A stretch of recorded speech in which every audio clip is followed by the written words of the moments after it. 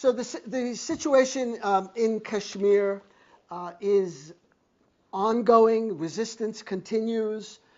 There has been, there had been some hope for reconciliation, but that has not really happened, largely because of resistance from New Delhi, which refuses to recognize the right of Kashmiris to self-determination.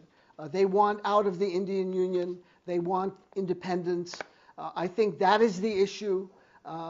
They constantly bring up Pakistan and the Taliban and Al-Qaeda and terrorism to play to an American audience and to play to policymakers in Washington who think, oh, that's what this is about. Thank you. It's about the war on terror. These are more Al-Qaeda types operating in Kashmir.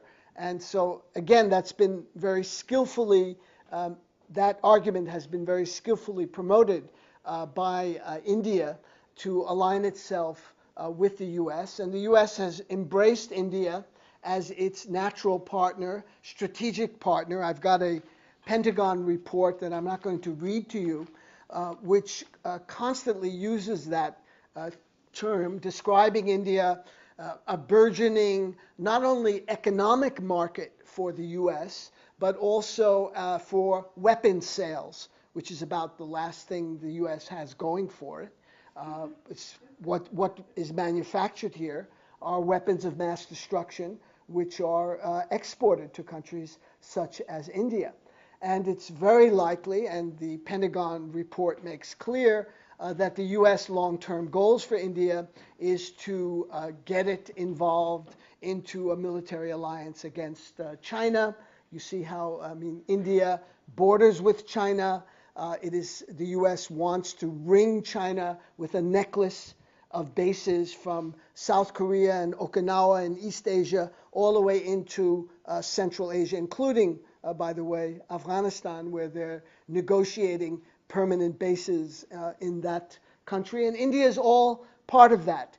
India and the United States now conduct more joint military exercises than any two countries on the face of the earth. Weapons sales are escalating. Exchange of officers is escalating as well. Many top-ranking Indian military leaders come to the U.S. Their counterparts go to India. So you see this cementing of ties between the U.S. And India.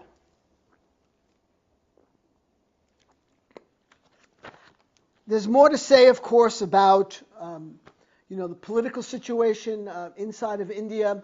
I do want to mention, though, that in Kashmir, which is an Urdu-speaking state, and other parts of South Asia, that poetry is often used to as a weapon of resistance. This will be known to Palestinian friends through the poetry of Mahmoud Darwish, through Egyptian poets and Syrian poets such as Nizar al-Kabani and others, Adonis. And poetry often comes up in discussions where people know their conversations are being monitored. They know that they're being wiretapped. Their emails are being read. It is a heavily surveilled area in Kashmir.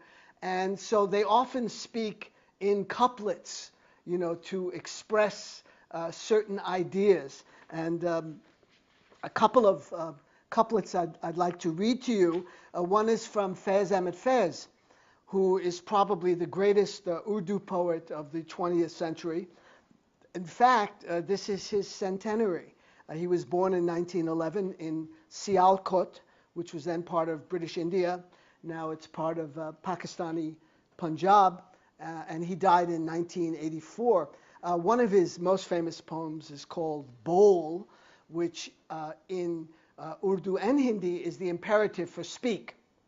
So this is often recited at demonstrations. You see people with signs. I saw a women's group in Islamabad in Pakistan marching with these very words about speaking. One doesn't automatically associate women's groups with Pakistan and resistance, but there are groups there. One of them is Shirkatgah, which is based in Karachi, as well as Lahore, women who are fighting the oppression of patriarchy and misogyny and the feudal political structure of Pakistan. And so, Bol, Faiz Ahmed Faiz, Bol ke lab azad hain tere, Bol zaban ab tak teri hain. That's a little bit of the Urdu. Speak, your lips are free. Speak, it is your own tongue. Speak, it is your own body. Speak, your life is still yours. Speak, this brief hour is long enough. Speak, before the death of body and tongue. Speak, cause the truth is not dead yet. Speak, speak. Whatever you do, you must speak. Bol. And another one that is often recited in demonstrations and at poetry gatherings. By the way, in South Asia, one of the great cultural traditions is poetry, where, unlike here, we're grateful if 25 people turn up for a poetry reading. There, it's not uncommon for 25,000 or 50,000 people to turn out in Lahore or in Delhi or in Lucknow or in other parts of South Asia to hear poetry. It's a great oral tradition, and even when people can't understand all of the words, because sometimes obscure Persian or Arabic words are brought into Urdu, and everyone doesn't have access to that, people love to hear the language, and they love to hear the music of that language recited. So this one is called Hum Dekhenge, and this was made famous in adjoining Pakistan during the dictatorship of Zia-ul-Haq, which, surprise, surprise, the US backed to the hilt in the 1970s and 1980s. He was the most favored dictator at the time who led the jihad against the Soviets in Afghanistan, which gave birth to Reagan's freedom fighters, the Mujahideen, which then morphed into the Taliban and Al-Qaeda and other formations. So as someone said, the CIA has had some massive blowback results, unintended consequences of US policy because of their recruitment of jihadi types in the 1980s. So anyway, there was this one famous meeting in Lahore, and Faiz himself was in jail multiple times under the dictatorship of Ayub Khan and then of Zia-ul-Haq. And Iqbal Bano, a very famous singer of ghazal, of poetry, 50,000 people came out to hear her. You can see this on YouTube, by the way. It's quite an amazing cultural experience. And so the poem, Hum Dekhenge, say, we're gonna see what happens here. We shall witness what is that day that has been promised, which has been written on the slate of eternity, when the enormous mountains of tyranny blow away like cotton under our feet, the feet of the oppressed, when the earth will pulsate, and on the heads of our rulers lightning will strike.